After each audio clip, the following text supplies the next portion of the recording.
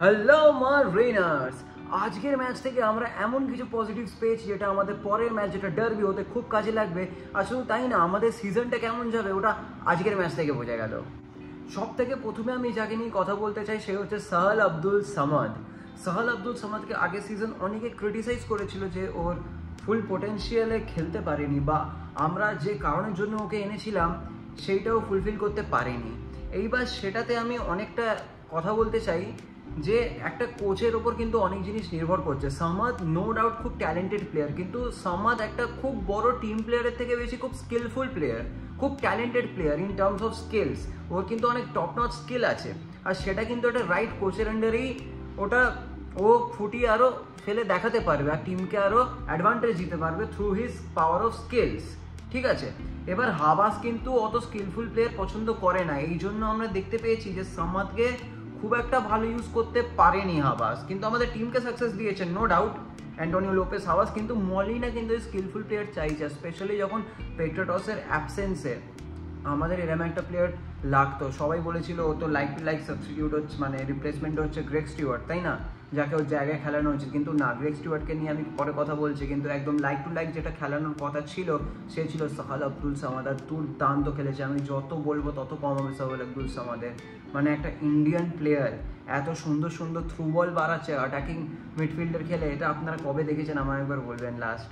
হয়তো দেখেওছেন, কিন্তু এটা খুব রেয়ার। মানে এত ট্যালেন্টেড, এত ট্যালেন্টেড, এত সুন্দর খেলছে সামাদ, ওর খেলার ফ্লোটা এত ভালো হচ্ছে যেন এটাই থাকে। আমাদের এটা কিন্তু মাথায় রাখতে হবে এই সিজনে মেবি আমি তো চাই খেলুক, মেবি পেট্রাটস 90 মিনিটস প্রত্যেক ম্যাচে নাও খেলতে পারে। তো তার যে রিপ্লেসমেন্ট সেটা কিন্তু খুব দরকার হবে, কারণ এক একটা মিনিট কিন্তু খুব ভ্যালু হয় ফুটবলে। আর আমাদের 1 ঘন্টা পর যদি সাবস্টিটিউশন করতে হয়, কারণ পেট্রাটস যদি স্লো হয়ে যায় তখন আমাদের এখানে, তাহলে কিন্তু আমাদের সামাদকে ওখানে আনতেই হবে, আর ওখানে খুব ভালো পারফর্ম করবে, ওটাও আজকে প্রমাণ করে দেখিয়ে দিল। এবার আমি কথা বলতে চাই জেসন কামিন্সকে নিয়ে। এবারে আমি অনেক ক্রিটিসিজম শুনছি কামিন্সে যে ওর পেট কবে কমবে, ও আরও কত দৌড়বে। ঠিক আছে, আমি মানছি, আমি সব কিছু মানছি, ওর ফিটনেস ইস্যু আছে, কিন্তু মনে আছে যখন ও আগের বার এসেছিল ওর 6-7 মাস লেগেছিল ফিটনেস ইস্যু ঠিক করতে, আর এবারে ওটা হচ্ছে না, তার থেকে তো অনেক ভালো আছে, অ্যাডাপ্ট করেছে ইন্ডিয়ান কন্ডিশনসে। ঠিক আছে, আর সব থেকে বড় কথা হচ্ছে কামিন্স গোল করছে। কামিন্সে কিন্তু আমরা এই জন্য নিইনি যে ও একটা খুব বেশি প্লেয়ার দৌড়ে ঢুকে গোল করে বেরিয়ে যাবে, না, ও স্কিলের জন্য নিয়েছে। আজকে ওর গোলগুলো দেখলেন আপনারা, ও যেরম গোল করলো, ও তো হ্যাট্রিক হয়ে যেত, মিস করলো হ্যাট্রিকটা। ও যেরম গোল করেছে না, এটা কিন্তু একটা স্ট্রাইকারই করতে পারে, একটা ফক্স ইন দ্য বক্সই করতে পারে। একটা ফক্সই অত সুন্দরভাবে কাটিয়ে যে গোল দেওয়া বলেন, আমি ডিফেন্ডার কাটানোর কথা বলছি না, ওটা কামিন্স পারে না, কিন্তু এই যে 1-on-1 সিচুয়েশনে যে গোল করার অ্যাবিলিটি, ওর জন্য কামিন্সকে টিমে রাখা হয়েছে। এবার যখন ম্যাকলারেন আসবে তখন কি সিচুয়েশন হবে এটা নিয়ে তো আমরা পরে কথা বলবো, কিন্তু কামিন্সকে যার জন্য রাখা হচ্ছে সেই কাজটা কিন্তু করে দেখাচ্ছে, আর এটা আমাদের জন্য খুব বড় পজিটিভস।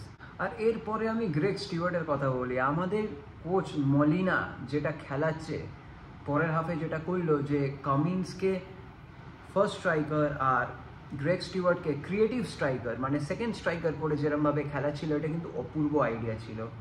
ওরম করে গ্রেগ স্টিওয়ার্ট যা সুন্দর কামাল দেখিয়েছে না, মানে ম্যাজিক্যাল ফুটবল দেখিয়েছে। আর গ্রেগ স্টিওয়ার্ট কিন্তু ISL এ গোল্ডেন বুট উইনার, এটা আমাদের কিন্তু মাথায় রাখতে হবে। ও কিন্তু এবার ওটা আমাদের হয়ে পড়ে দেখাবে। গ্রেগ স্টুয়ার্টের সেই ক্যাপাবিলিটি আছে, সেই ক্ষমতা আছে, আর গ্রেগ স্টুয়ার্ট আজকে ওটা প্রমাণ করে দিল।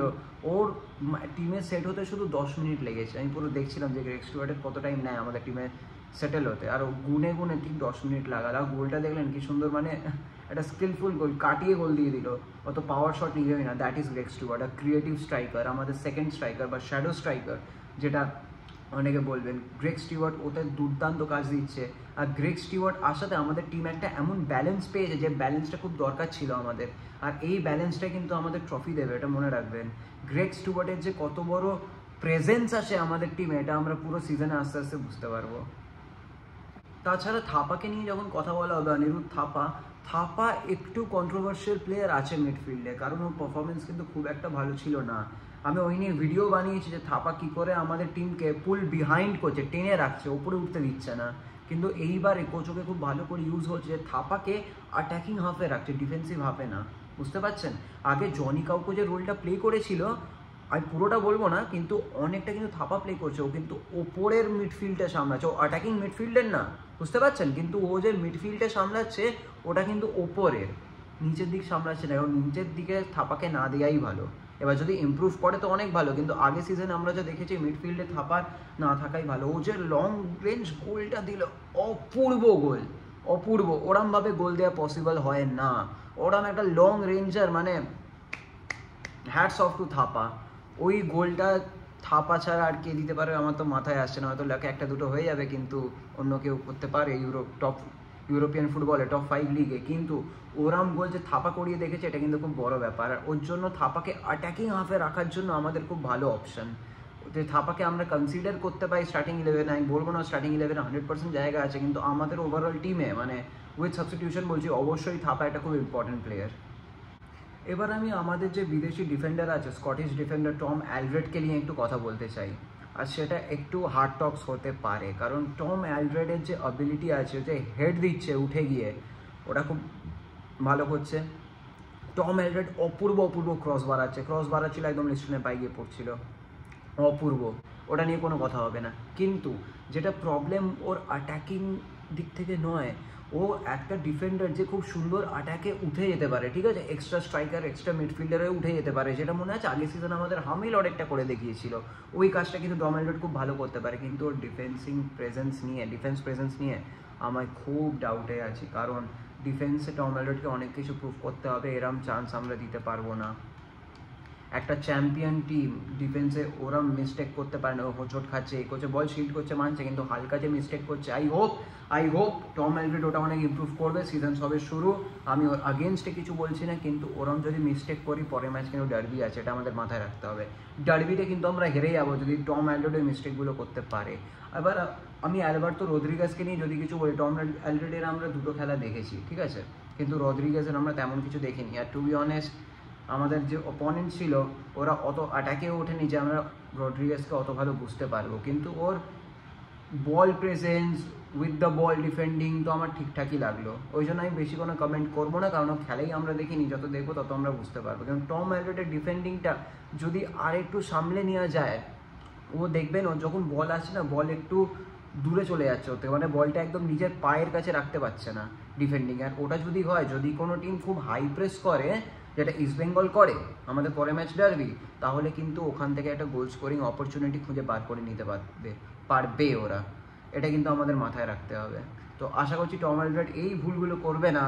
আর ও যে অ্যাটাকে ওটা ক্রসগুলো দেয়, ওগুলো তো অপূর্ব, হেডেও গোল দিয়ে দিতে পারবে আমাদের। তাহলে টম অ্যালড্রেড খুব মানে দ্য বেস্ট প্লেয়ার হয়ে দাঁড়াতে পারে আমাদের টিমের, ওয়ান অফ দি বেস্ট, যদি না হয় দি বেস্ট। কারণ একটা ডিফেন্ডার যদি ডিফেন্ডও করে দেয়, স্কোরও করে দেয়, মিডফিল্ডও সামলে দেয়, ওর থেকে ভালো কী হতে পারে, তাই না?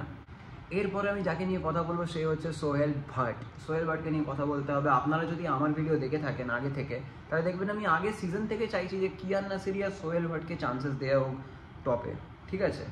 এইবারে আমাদের এখন কিয়ান নাসিরি তো নেই, এখন চেন্নাইতে গেছে, আমাদের এখন সোহেল ভাট আছে। সোহেল ভাট কিন্তু অনেকটা ইমপ্রুভ করেছে, আপনি দেখবেন সোহেল ভাট হেডও কানেক্ট করছে, সোহেল ভাট শটও মারছে, কিন্তু আমি মানছি যে ও বাইরে শট মেরে দিচ্ছে, আর ও পাসের কোনো মানে ঠিক ঠিকানা নেই, ভুলভাল পাস দিয়ে দিচ্ছে, কিন্তু ও একটা ইয়ংস্টার ছেলে, 20 বছর বয়স, ঠিক আছে, ওটা আমাদের মাথায় রাখতে হবে। কিন্তু আমি যেটা বলছি, ও কিন্তু অপূর্ব পেস আছে।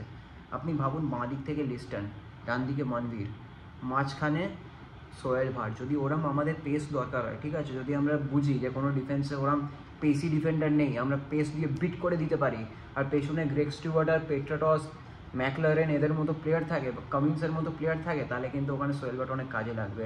ও দৌড়ে যা বল নিতে পারে না, ওটা কিন্তু অন্য প্লেয়ার পারে না। তো সোহেল ভাটকে আমরা স্টার্ট তো করাতে পারবো না, কিন্তু ওকে যদি লাস্টে 15 মিনিট নামিয়ে দেওয়া যায়, যখন আমাদের ওই সিনারিও দরকার যে আমাদের একটা পেসি প্লেয়ার দরকার, ওরম যে এসেই দৌড়বে, তখন কিন্তু সোহেল ভাট আমাদের খুব কাজে লাগবে। আর এই ট্রিকটা কিন্তু আমাদের ইউজ করতে হবে, এটা ইউজ করলে আমরা তখনই অপোনেন্টকে শেষ করে দিতে পারি। আর এরপর সব থেকে বড় কথা হচ্ছে আমাদের কোচ কিরম পারফরমেন্স করলো। মলিনাকে নিয়ে আমি একটা সেপারেট ভিডিও বানাবো, আমি এর আগেও বানিয়েছি, মলিনা কিরমভাবে খেলায়, কিরম কি করায়, ওটা আমি আই বাটনে দিয়ে দিয়েছি, আপনারা এখন ক্লিক করে দেখতে পারেন জোসে মলিনার ব্যাপারে পুরো। কিন্তু এইবারে ওর কিরম করে করছে, ওর ম্যাচ রিডিং কিরম হচ্ছে, আর আমাদের আগে যে ভুলগুলো হচ্ছিল হাবাসের আন্ডারে, ওই জিনিসগুলো কি করে রেকটিফাই করেছে, এটা আমি আমার নেক্সট ভিডিও বলবো, যেটা আমি জোসে মলিনাকে নিয়ে বানাবো। তো ওটার জন্য স্টে টিউন, দেখতে থাকুন, আমি খুব তাড়াতাড়ি এই ভিডিওটা বানাবো। আর আপনার যদি এই ভিডিওটা ভালো লাগে, তাহলে প্লিজ চ্যানেলটাকে সাবস্ক্রাইব করুন, ভিডিওটাকে লাইক করুন, আর আপনার কি মতামত আপনি নিশ্চয়ই আমাকে কমেন্টে জানান। আর till then, thank you for watching, জয় মোহন বাগান।